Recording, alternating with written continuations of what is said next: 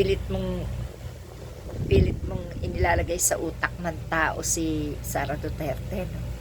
Uy, mahiya ka. Malabo mangyari yan sinasabi mo, Daryl yan.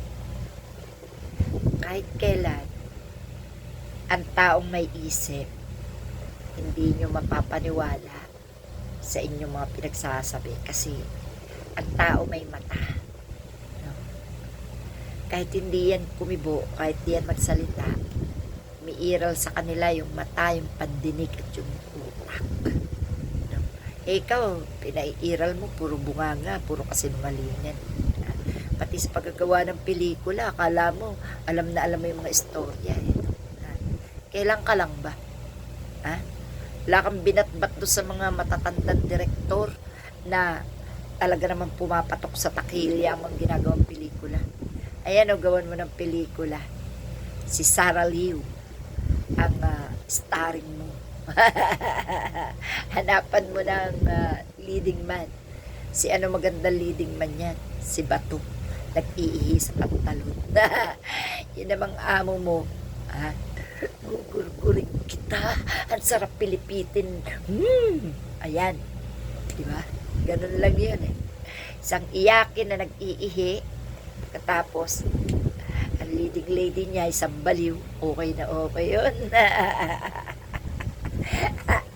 Okay na okay yun. Tapos sa manunood, puro mga DDS. Yung mga utu-utu ba? Yung mga nabubudol. Kasi gawa ka nga.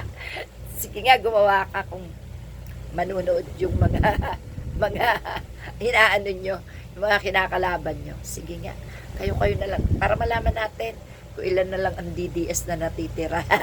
Yan, sumasampalataya sa mga pelikula mo. Katuwa ka naman, ano. Sumobra ang iyong tiwala sa sarili. Sumobra ang yabang mo.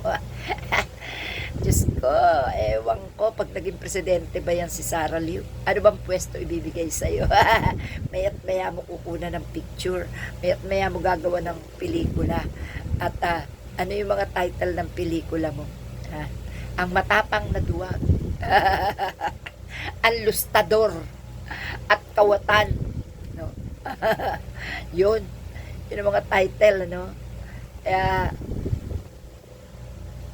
Kung may karapatan ka magsinungaling, may karapatan ako magsalita ng totoo. Kakahiya ka. Kakahiya ka. Sa totoo lang.